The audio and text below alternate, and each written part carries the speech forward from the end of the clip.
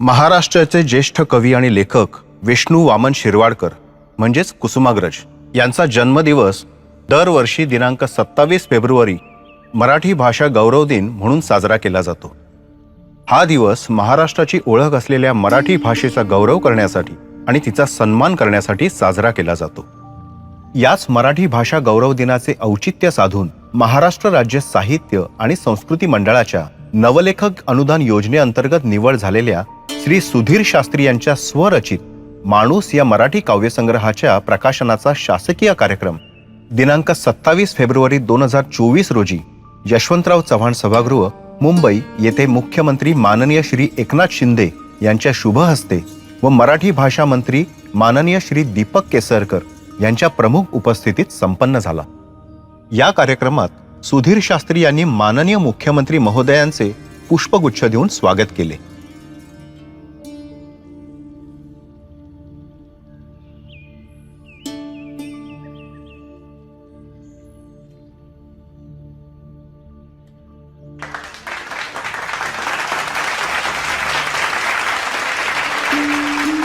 या प्रसंगी सुधीर शास्त्री यांच्याबाबत बोलताना माननीय मुख्यमंत्री श्री एकनाथ शिंदे म्हणाले, सुधीर शास्त्री पुस्तक स्वतंत्र लिहिलं, त्याचं प्रकाशन होतं आणि हे कोर्टात होते, कंटेम दाखल कुणीतरी केला होता, ती जबाबदारी तिथे पार पाडत होते असं आपलं मराठी। महाराष्ट्र राज्य साहित्य आणि संस्कृती मंडळाच्या नवलेखक अनुदान योजनेअंतर्गत निवड झालेल्या श्री सुधीर शास्त्री यांच्या माणूस या मराठी काव्यसंग्रहाला ज्येष्ठ कवी, गीतकार, साहित्यिक आणि विचारवंत श्री प्रवीण दवणे सर यांनी अतिशय सुरेख अशी प्रस्तावना लिहिली आहे। सदर पुस्तक प्रकाशनाच्या अनुषंगाने दिनांक 13 एप्रिल 2024 रोजी आंध्र महासभा हॉल दादर येथे कौटुंबिक सोहळा प्रसिद्ध ज्येष्ठ कवी, गीतकार, साहित्यिक आणि विचारवंत श्री प्रवीण दवणे सर यांच्या अध्यक्षतेखाली आणि गझल नवाज श्री भीमराव पांचाळे व कवयित्री, चित्रकार, ललित लेखिका तसेच महाराष्ट्र राज्य साहित्य आणि संस्कृती मंडळाच्या सचिव डॉक्टर मीनाक्षी पाटील यांच्या प्रमुख उपस्थितीत संपन्न झाला। कार्यक्रम स्थळी रंगीबेरंगी फुलांची आरास, सुंदर प्रकाश योजना, आकर्षक सजावट, सनईचे मंद सूर आणि स्नेहीजनांची उपस्थिती यामुळे वातावरण अतिशय प्रसन्न होते।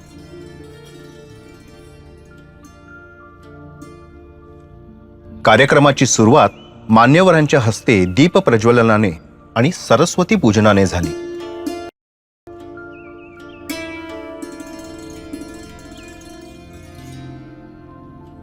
यानंतर मान्यवरांचा शाल, श्रीफळ, पुष्पगुच्छ व भेटवस्तू देऊन सत्कार करण्यात आला।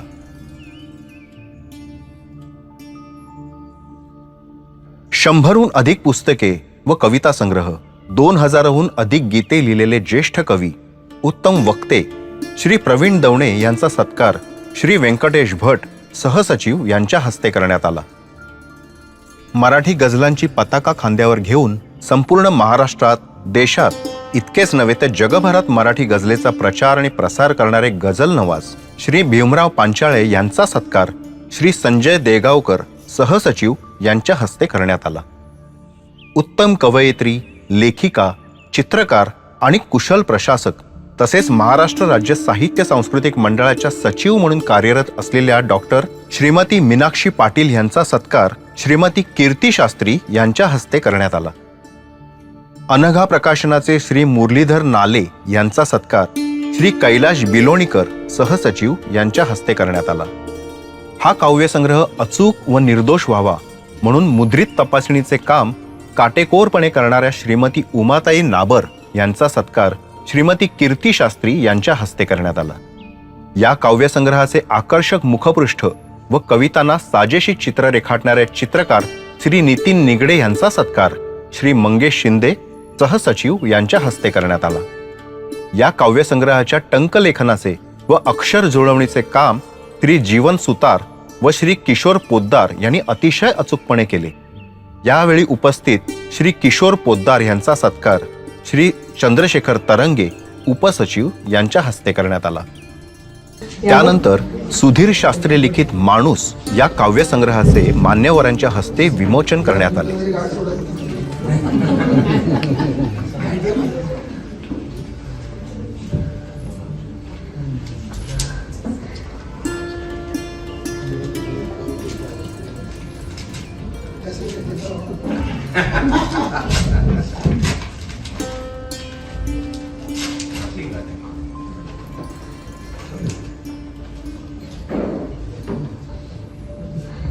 माणूस ह्या अनघा प्रकाशन ते बाळ कितवा 51वा बाळ आज इथे प्रकाशित होतं आणि दवणे सरांच्या शुभ हस्ते या पुस्तकाचं प्रकाशन झालंय. मी शास्त्री मॅडमला पण विनंती करते, कृपया आपणही व्यासपीठावरती यावं. नक्कीच. कवी सुधीर शास्त्री यांच्या माणूस या काव्यसंग्रहाचं प्रकाशन झालं असं आपल्या टाळ्यांच्या गजरात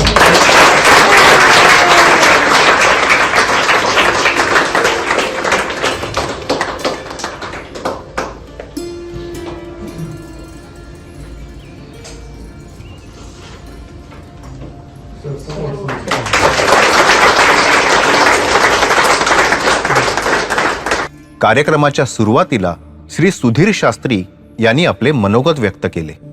नमस्कार. आजच्या कार्यक्रमाचे अध्यक्ष ज्येष्ठ साहित्यिक, कवी, प्रभावी वक्ते श्री प्रवीण दवणे सर.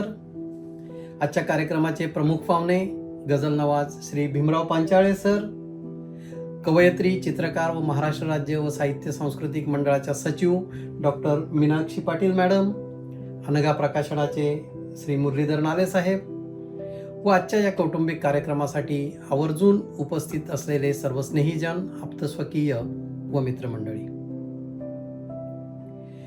माणूस या माझ्या पहिल्याच काव्यसंग्रहाच्या निमित्ताने आयोजित या कार्यक्रमात आपण सर्वजण माझ्या विनंतीला मान देऊन वेळात वेळ काढून आलात आणि या कार्यक्रमाची शोभा वाढवली याबद्दल सुरुवातीलाच आपणा सर्वांचे मी मनापासून आभार मानतो व धन्यवाद देतो.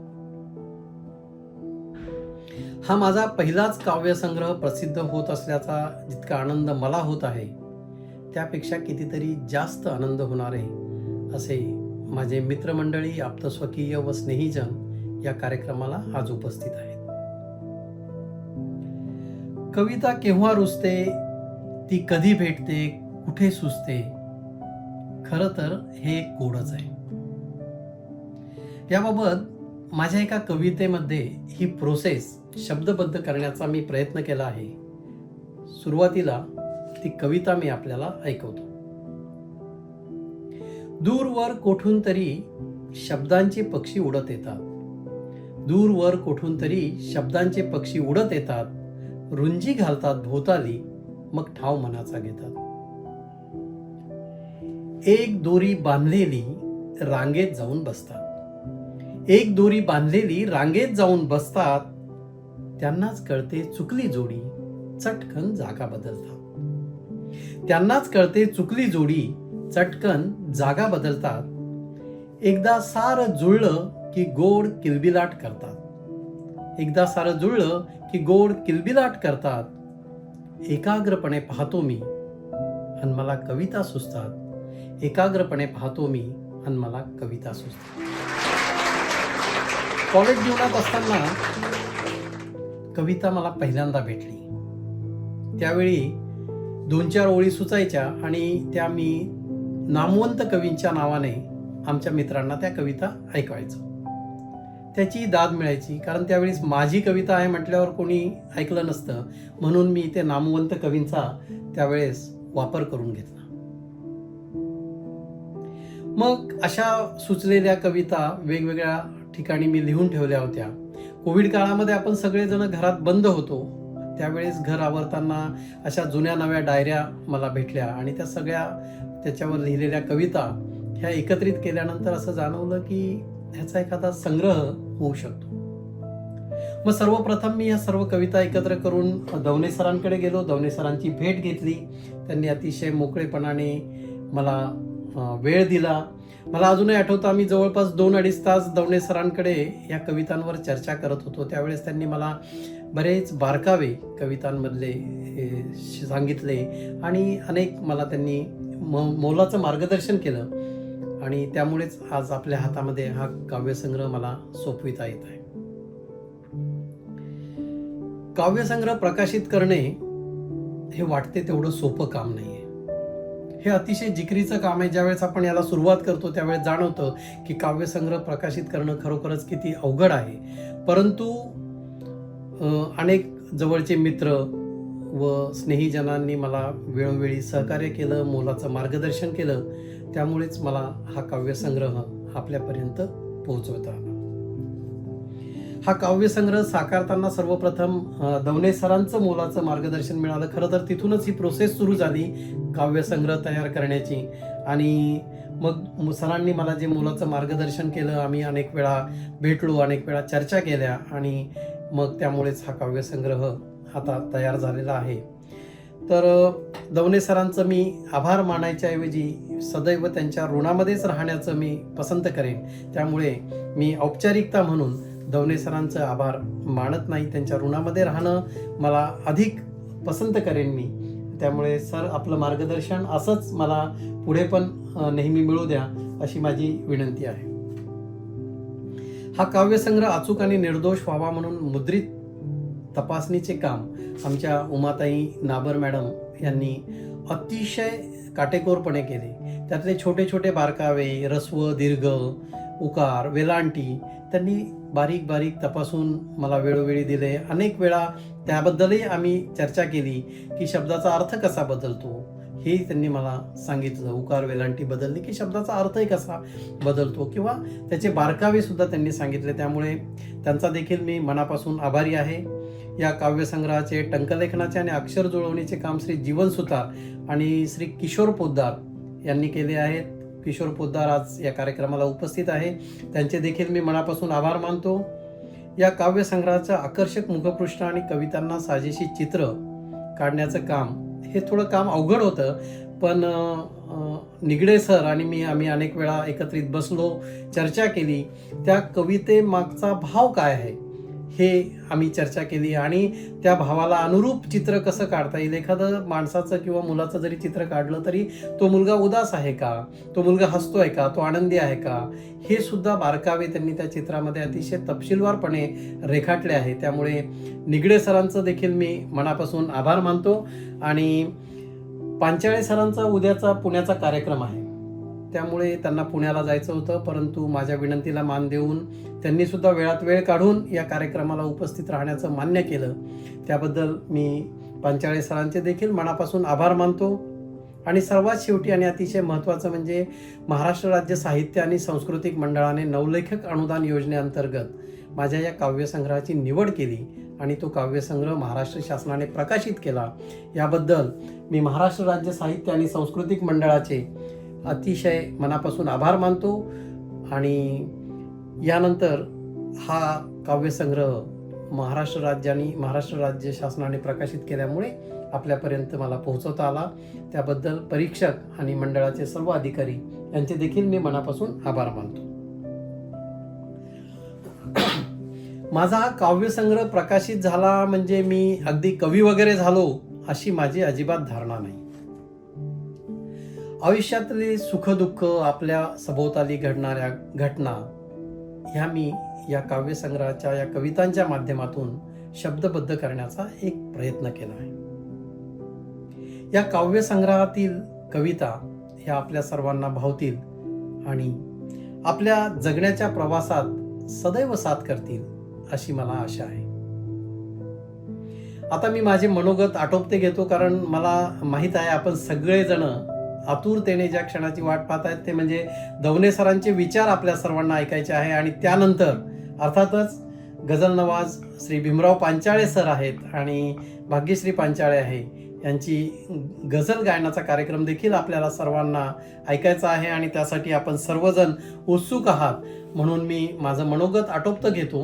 फक्त जाता जाता फक्त एवढंच सांगू इच्छितो की मला वपू काळेंची एक ओळ फार नेहमी आठवते आणि ती ओळ अशी आहे की त्यांनी म्हटलंय की पुस्तकं तर तुम्ही जरूर वाचा, पुस्तकं वाचल्याने आपण समृद्ध होतो हे नक्की निश्चित आहे. पण वपू काळे म्हणतात पुस्तकं वाचण्याबरोबरच आपण माणसं वाचायला शिकलं पाहिजे. हे वाक्य मला अगदी रुतून बसलं माझ्या मनामध्ये आणि मला हे वाक्य खूप पटलं. तर आपण सर्वांनी सुद्धा हे लक्षात ठेवलं पाहिजे की आपल्या आजूबाजूला भोवताली अनेक माणसं असतात. आपल्याला वाटतं तसा तो माणूस नेहमीच असतो असं नाही, परंतु ज्यावेळेस आपण त्याच्या जवळ जातो, त्याला समजून घेतो, ही जी प्रोसेस आहे या प्रोसेसमध्ये तो माणूस आपल्याला समजत जातो. ही प्रोसेस म्हणजेच माणसं वाचणं. माझ्या या काव्यसंग्रहामध्ये मी प्रेम, विरह, आचार, विचार, निसर्ग, पर्यावरण, सामाजिक स्थिती इत्यादी दैनंदिन गोष्टींचा जरी उल्लेख केलेला असला तरी एक गोष्ट मी प्रकर्षाने इथं सांगू इच्छितो की या सर्व कवितांचा केंद्रबिंदू हा फक्त आणि फक्त माणूस आहे. म्हणूनच मी माझे मनोगत संपवताना ह्या माणूस ह्या विषयावरची एक छोटीशी कविता आपल्याला ऐकवतो आणि थांबतो. खोल खोल खूप आत जळत असतं काही, खोल खोल खूप आत जळत असतं काही, चेहऱ्यावर पण त्याची साधी झळ सुद्धा दिसत नाही. खोल खोल खूप आत जळत असतं काही, चेहऱ्यावर पण त्याची साधी झळ सुद्धा दिसत नाही. अगदी साखर पेरून गोड बोलतं कुणी, अगदी साखर पेरून गोड बोलतं कुणी, पण कुठं कळतं सांगा काय दडलंय मनी. मुके राहून कितीतरी बोलतात बोल, मुके राहून कितीतरी बोलतात बोल, नुसतीच गर्दी शब्दांची त्याला काय मोल. वर वर दिसतं तेच नाही खरं, वर वर दिसतं तेच नाही खरं, आत डोकावून बघ जरा मग वाटेल बरं. माणूस वाचा नित्य, माणूस वाचा नित्य, हेच खरे कर्म.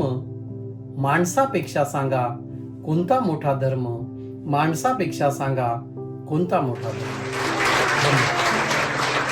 नंतर गझल नवाज श्री भीमराव पांचाळे यांनी त्यांच्या भावना व्यक्त केल्या. की सुरेश भटांची अमरावती नागपूर नंतरची भेट झाली ठाण्याला, ती नाले साहेबांमुळे झाली होती. त्यांच्या घरी ठाण्यावर महफिल होती त्यांची आणि त्याच्यात मी पहिल्यांदा गायलो होतो. ते दिवस आठवले. प्रवीण त्यावेळेस आम्ही 40 वर्षाचे मित्र आहोत, प्रवीण आणि मी. आणि ते कवी म्हणून सगळ्यांना माहीत आहे, वक्ता म्हणून माहीत आहे, पण ते चांगली गझल लिहायचे हे अनेक लोकांना माहिती नाही. त्या काळात खूप आम्ही चर्चा करायचो, भेटायचो, खूप गप्पा व्हायच्या, गझलवर चर्चा व्हायच्या. तशी आमची मैत्री आहे.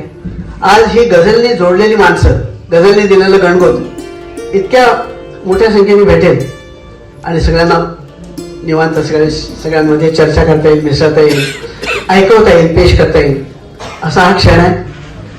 बाकी सगळं शास्त्री सरांबद्दल, गझलबद्दल माझा एक आग्रह होता शास्त्री सरांना की त्यांनी गझलकडे वळावं, गझल लिहावी आणि ते लिहितील, ते गझलकडे वळतीलही आणि मी त्यांना गझल लिहायला भाग पाडेल असा मी आज त्यांच्याकडे आग्रह धरणार. पुढचं सगळं मी माझ्या जे काही तुम्हाला थोडं ऐकवणार आहे त्यातून बोलेल. सध्या थांबतो. धन्यवाद. महाराष्ट्र राज्य साहित्य आणि संस्कृती मंडळाच्या सचिव डॉक्टर मीनाक्षी पाटील यांनी त्यांचे मनोगत व्यक्त केले. आदरणीय व्यासपीठ आणि उपस्थित सगळे स्नेहीजन, आजच्या आपल्या कविता संग्रहाचं जे प्रकाशन झालंय त्याचं नावच माणूस आहे. आणि माणूस असणं ही जी काही श्रीमंती असते ती इथं बघायला मिळते, माणूसपणाची श्रीमंती. शास्त्री सरांची भेट झाल्यापासून आज या प्रकाशनाच्या कार्यक्रमापर्यंत एक जाणवतंय की हा निखळ माणूस पण जपणारा असा माणूस आहे. हे आपण सगळीच माणसं असतो, पण माणूसपणाच्या वेगवेगळ्या छटा ज्या आपल्याला प्रत्ययाला येतात, जगताना वेगळ्या प्रकारची माणसं भेटतात. आणि मला एक म्हणजे थोडं पर्सनल होईल, पण मी पण मंत्रालयात 14 वर्ष काम केलं वेगवेगळ्या विभागात, सामान्य प्रशासन, महसूल वन विभाग, सार्वजनिक बांधकाम विभाग. आणि माझी जी नोकरी होती अकाउंट्स अँड ट्रेझरीची, मन लागत नव्हतं त्या नोकरीत. प्रशासकीय चौकट एक वेगळी घुसमट मी अनुभवत होते, कारण मी मुळात 5 वर्ष लेक्चरर होते, साहित्य शिकवत होते. आणि साहित्य शिकवणाऱ्या माणसाची जी घुसमट होते लेखा, अकाउंट्स या ह्याच्यात, ते मी अनुभवत होते. तर मी बाहेर पडायचा मार्ग शोधत होते आणि माझ्या सुदैवाने मला साहित्य संस्कृती मंडळात येता आला. तर हे सांगायचा उद्देश असा की मला वाटायचं की एकूण प्रशासन ही नोकरी घुसमट करणारी वगैरे वगैरे वगैरे, पण भ्रम होता हे शास्त्री सरांकडे बघून जाणवतं. अशी सुंदर निर्मळ माणसं आहेत की सर्व प्रकारच्या वातावरणाला म्हणजे आपल्यावर सगळ्या गोष्टींचे परिणाम होत असतात. आणि मुळात शास्त्री सर अत्यंत संवेदनशील कवी मनाचा माणूस, आणि ते मुख्यमंत्री कार्यालयात आहेत. मुख्यमंत्री कार्यालयात ज्या प्रकारचं काम असतं, एकूणच प्रशासनात ज्या पद्धतीने जबाबदारीने वागावं लागतं, एक दडपण असतं, ते दडपण कुठेही त्यांच्या चेहऱ्यावर दिसत नाही. हे मला खरंच कौतुक वाटलं, शिकण्यासारखं आहे. म्हणजे आपण उगाच काही गोष्टींचा काय म्हणतात त्याला बागलबुवा करतो, दडपण घेतो, हे म्हणजे आपण वयाच्या प्रत्येक टप्प्यावर शिकत असतो. तर मला तुमच्याकडनं जर शिकायला मिळालं, खूप निर्मळपणे असतात आणि कुठेही त्यांच्या पदाचा म्हणजे एक मला जाणवलं शासकीय नोकरी करताना की तुमचं पद तुमच्या चेहऱ्यावर पटकन येतं, म्हणजे खूपदा दिसतं ते, आणि ते दडपण आणतं ते. म्हणजे तर या व्यक्तीला भेटल्यावर ते पद कधीच असं चेहऱ्यावर आलं नाही हो. म्हणजे तो कवीच दिसला मला प्रत्येक वेळी त्यांच्यातला, आणि एक सहृदयी माणूस दिसला. आणि इथं तुम्ही जे सगळे जे उपस्थित आहात ते त्यांच्या प्रेमापोटी आलेला आहात, त्यांच्यातल्या माणूसपणाने तुम्हाला खेचून आणलंय, त्यामुळे तुम्ही इथं उपस्थित आहात हे अगदी मनापासून जाणवतंय. सर्वात शेवटी कार्यक्रमाचे अध्यक्ष श्री प्रवीण दवणे सर यांनी या प्रसंगी आपल्या भावना व्यक्त केल्या. मला पूर्ण नमस्कार. माणूसपणाचं शास्त्रीय संगीत ज्यांच्या कवितेतून पाझरलं आणि सचिवालय किंवा एकंदर शासकीय चौकट म्हटल्यावर ज्या प्रकारची इमारत आपल्या डोळ्यापुढे येते, ज्या इमारतीत सर्वसामान्य मनुष्य शिरल्यानंतर आपलं काम होईल की नाही याचं प्रश्नचिन्ह चेहऱ्यावर येतं, अशा तऱ्हेच्या इमारतीमधल्या फायलींच्या ढिगाऱ्यामध्ये सुद्धा कवितेचं एक तरमगणारं फुलपाखरू असतं हे शास्त्रीजीमुळे कळलं. आणि या नवनिर्मितीला आकार देणारे अनघा प्रकाशनचे आदरणीय मुरलीधर नाले हा एकंदरच अतिशय मंगल असा सोहळा आहे. या ठिकाणी आदरणीय भीमरावचे पांचाळे, त्यांना पाहिलं की मला जुने आमचे दर्द भरे गझल सारखे दिवस आठवतात की शून्यामागे 10 लिहून 100 करणारा हा माणूस आहे. त्यांच्या गझलमध्ये केवळ भीमरावजी केवळ सूर किंवा स्वरांची नजाकत नाही, तर त्यांच्या स्वरामध्ये त्यांच्या भुकेची, त्यांच्या तहानेची तडप आहे. हे सगळं मी प्रकाशनाच्या व्यासपीठावर बोलतो याचं कारण असं की असे सगळे सूर आहेत. आणि मीनाक्षीताई आता बोलल्या, मला तर त्या अशा एरवी कुठल्या कार्यक्रमात त्यांची ओळख झाली असती तर मी अजिबातच विश्वास ठेवला नसता की शासकीय सेवेतले इतके सर्वोच्च पदावर आहे. कारण इतकं मनाचं देखणेपण आणि चेहऱ्यावर टिकवून ठेवणं हे खूप अवघड असतं. याचं कारण ते दुसऱ्याच्या निर्मितीवरही तेवढं प्रेम करतात. आम्ही किती वर्ष एकमेकाला ओळखतो हे माहिती नाही, हे मी श्रोत्यांना मुद्दामून सांगतोय कारण मला आनंद या गोष्टीचा होतो मीरावजी, की हे जे श्रोते आहेत ना ते सुद्धा असे बनचुके श्रोते नाहीयेत, हे जे उत्सुक आहेत. नाही तर बनचुके वक्ते असतात, तसं एक बनचुके श्रोते, म्हणजे काही आंदोलनजीवी असतात ना तसे काही जण कार्यक्रम ऐकायला जाणं हेच जगणं आणि मग त्याच पेपरवेटच्या चेहऱ्याने जायचं. मला तुम्ही सगळेजण आवडला त्याचं कारण आपले साहेब असतील, आपले वरिष्ठ असतील शास्त्री, पण आज ते कवी म्हणून कसे आहेत हे जाणून घ्यायला दुसऱ्या शनिवारची सुट्टी असून सुद्धा त्या सुट्टीचं दार उघडून तुम्ही इथपर्यंत आलात, म्हणून मी श्रोते म्हणून तुमचं अभिनंदन करतोय. ते आपण स्वीकारतो. हा माझ्या बोलण्याचाच भाग आहे. मीनाक्षीताई बद्दल मी बोलत होतो की ओळखीला किंवा मैत्रीला किती वर्ष झाली हे जेव्हा आठवत नाही तेव्हा ती खरी मैत्री असते. आणि त्यामुळे त्यांच्याकडे मी कधी कामानिमित्त गेलो असेल किंवा नसेल, पण जेव्हा जेव्हा कार्यक्रमात दिसतात तेव्हा एखाद्या चमकणाऱ्या झुलत्या लोलकासारख्या त्या मला भासतात. अतिशय आनंददायी. कविता, चित्रकला आणि या सगळ्या ललित कलांवर प्रेम करतात. माणूसपणाच्या निमित्ताने मी हे सांगतो याचं कारण मित्रांनो असं आहे, केवळ व्यासपीठावरच्या व्यक्तींचा आदर व्यक्त करायचा म्हणून नाही, तर हे माणूसपणाचे सगळे पदर उलगडणारे इथे व्यासपीठावर जमले हे एका माणसासाठी, आणि त्याचं नाव आहे सुधीरजी शास्त्री. सुधीरजींनी सुरुवातीलाच मला सांगून टाकलं, आणि त्यांचं वाक्य त्यांना लक्षात नसेल पण मी ते लक्षात ठेवलं कारण मला ते कोरलं गेलं. ते म्हणाले की दवणे सर, केवळ माझ्या कवितेची स्तुती ऐकायला मी आलेलो नाही, मला ऐकायचंय ते त्याच्यामधलं सत्य काय आहे, मला ते जमलंय का, मी पुस्तक काढलं तर नक्की चालणार आहे का. आणि त्यांनी पुरेसा वेळ तो घेऊ दिला, आणि त्या सगळ्या परिष्करणासाठी ते तयार झाले. या शानदार कार्यक्रमाचा समारोप गझल नवाज श्री भीमराव पांचाळे व श्रीमती भाग्यश्री पांचाळे यांच्या सुरेल गझल गायनाने झाला. साहित्यिकांच्या उपस्थित रंगलेल्या कविता व गझल गायनाच्या एका संस्मरणीय संध्याकाळच्या अनुभवाने तृप्त झाल्याची भावना कार्यक्रमाला उपस्थित असलेल्या रसिकांनी व्यक्त केली.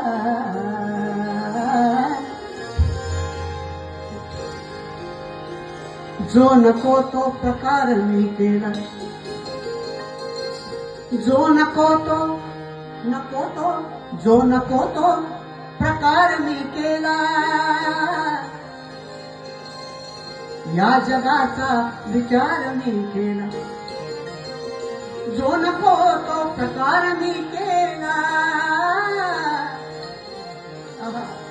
या जगाचा विचार मी केला. त्याचा फायदा झाला नाही असं नाही, फायदाच झाला. काय झाला फायदा? जीवनाशी आता पटे माझे, जीवनाशी आता पटे माझे. शोषणाचा करार मी केला, करार मी केला. दान द्यावे लागते